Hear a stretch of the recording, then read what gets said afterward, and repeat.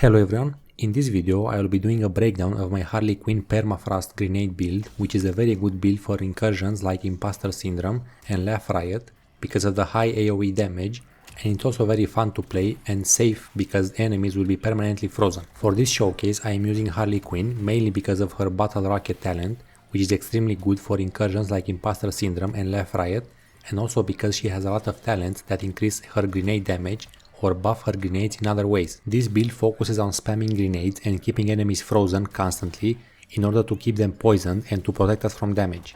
It's very easy, safe and fun to play, and it has a pretty good clear time on Riot and Imposter Syndrome. It's not as fast as the Joker grenade build, but it's a good alternative if you prefer playing with Harley Quinn. The build makes use of the full Scarecrow tier 2 set, which increases our grenade damage by 250% and damage to poison enemies by 500%. It also increases our grenade ammo capacity by 2, which is pretty helpful. Speaking of grenades, our main grenade ammo generator will be the one-piece Bane tier 1 set, which makes our melee hits have a 50% chance to drop grenade ammo. This will pretty much guarantee we will never run out of grenades and we'll be able to spam them constantly. Now, our method of poisoning enemies will be the slow death villain synergy between our Dr. Poison Lucky Charm and Scarecrow items.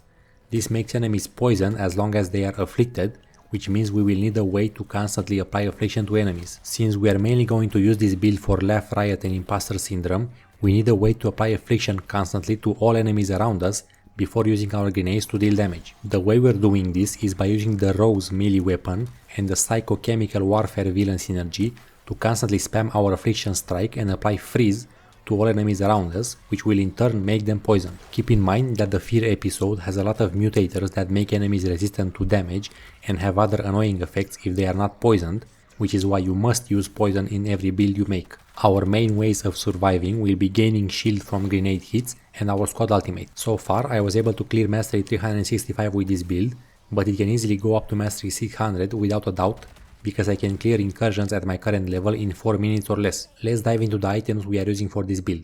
In the firearm 1 slot we are using the Spine Tingler SMG, which is only there for the Scarecrow set bonus.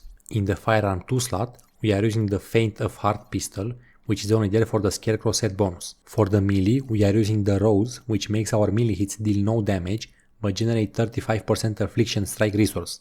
We don't care about melee damage in this build, we only need to constantly afflict enemies and this will help us a lot. For the grenade we are using Chokehold, which is mainly there for the Bane set bonus and also because it has good AoE damage, and it's a cluster grenade, which in my opinion is the best type of grenade for AoE damage. For the shield mod we are using Confrontation, which is only there for the set bonus. For the traversal mod we are using the Turtle Steel Force Conduit, which gives us up to 500% damage increase if we are constantly moving. For the neckband mod we are using Hugo Strange Specialization. We are only using this for the villain synergies, which not only give us up to 750% damage increase, but the most important part is that it gives us 20% affliction resource whenever we inflict 5 or more enemies. This combined with the Rose melee will ensure we can keep enemies frozen all the time. For the Lucky Charm we are using Dr. Poison's affliction attunement. This charm will be our method of applying poison to enemies because of the slow death villain synergy.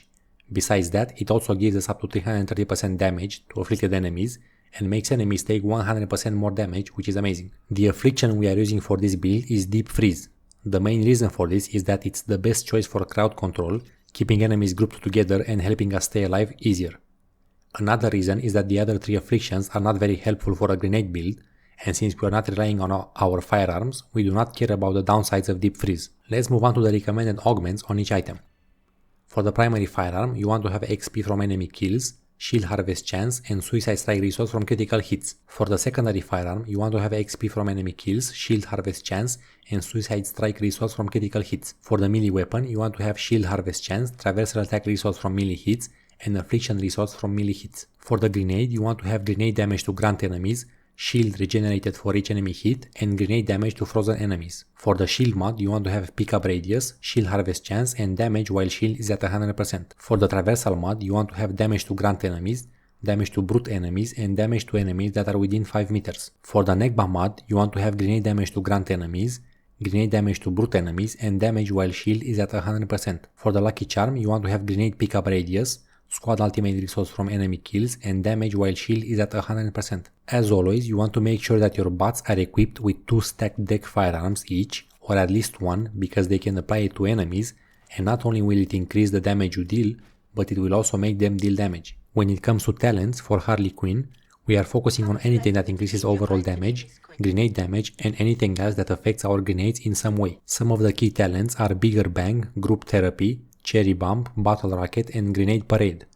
We are also taking Ultimate Refresher as a backup method for survival in case we're in danger. For the squad talents, you want to get grenade damage, damage to grunts, damage to brutes, damage to frozen enemies, damage to flash and flash infused enemies, squad ultimate resource generation, and the rest of the points should all go in the infinite damage node. Let's move on to the build playstyle.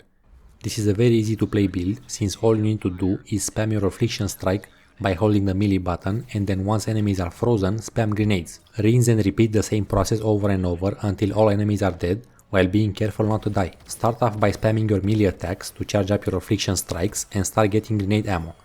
Once your Affliction Strike bar is full, hold the melee button to freeze all enemies around you, then use a couple grenades on them to start dealing damage. Be careful not to use grenades on enemies if they are not frozen, because they will take greatly reduced damage due to the pain suppressor mutator. If you run out of grenade ammo, just hit a few enemies with your melee to spawn some more. You want to constantly move around, dodge and slide around the enemies to maintain your sliding shrapnel talent buff. For Laugh Riot, you should group enemies around this location shown in the video, since it's one of the best spots where you can gather enemies and kill them faster. For Imposter Syndrome, I suggest this location here, as you also get protection from snipers and choppers, and there are a lot of walls where you can throw your grenades against.